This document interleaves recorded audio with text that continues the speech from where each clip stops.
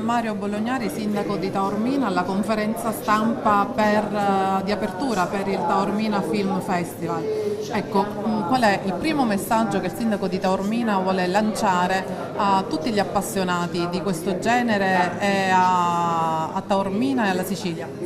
Io sono estremamente soddisfatto della conclusione, almeno per quest'anno, della vicenda, che ci consente comunque di rispettare l'appuntamento annuale con il Taormina Film Festival. Naturalmente sappiamo che sarà un'edizione preparata in pochissimo tempo, ma non ho dubbi che sarà di altissimo livello.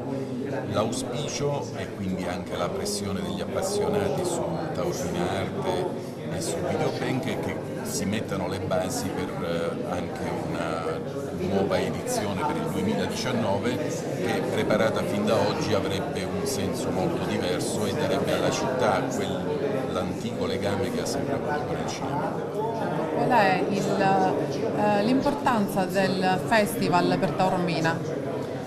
È un'importanza legata ad una vicenda che risale agli anni 50. Subito dopo la guerra Taormina era una località turistica esclusivamente invernale e in estate, come oggi, gli alberghi erano completamente chiusi.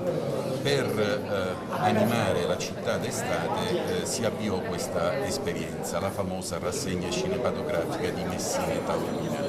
Da allora naturalmente Taormina è cambiata, tant'è vero che si sono rovesciati i rapporti tra l'estate e l'inverno, ma anche il cinema è cambiato molto e quindi non ha bisogno di queste rassegne per affermarsi sul piano commerciale e anche sul piano artistico. Tuttavia è un antico legame